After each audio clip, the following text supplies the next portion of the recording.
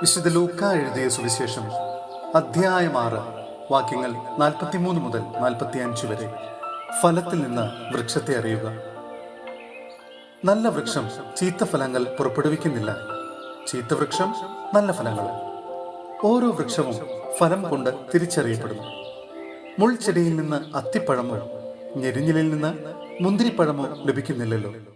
നല്ല മനുഷ്യൻ തൻ്റെ ഹൃദയത്തിലെ നല്ല നിക്ഷേപത്തിൽ നിന്ന് നന്മ പുറപ്പെടുവിക്കുന്നു.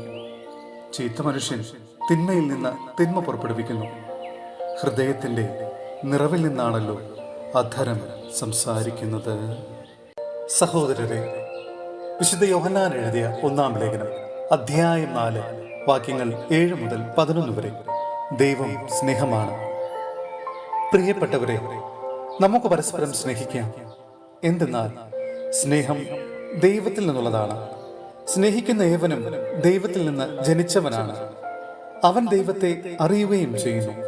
സ്നേഹിക്കാത്തവൻ ദൈവത്തെ അറിഞ്ഞിട്ടില്ല, കാരണം ദൈവം സ്നേഹമാണ്. തന്റെ ഏകപുത്രൻ വഴി നാം ജീവിക്കേണ്ടതിനായി ദൈവം അവനെ ലോകത്തിലേക്ക് അയച്ചു. അങ്ങനെ ദൈവത്തിന്റെ സ്നേഹം നമ്മുടെ ഇടയിൽ വെളിപ്പെട്ടിരിക്കുന്നു.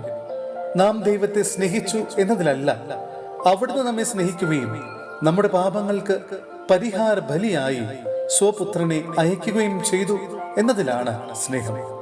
പ്രിയപ്പെട്ടവരെ, ദൈവം നമ്മെ ഇപ്രകാരം സ്നേഹിച്ചെങ്കിൽ നാം പരസ്പരം സ്നേഹിക്കാൻ കടപ്പെട്ടിരിക്കുന്നു.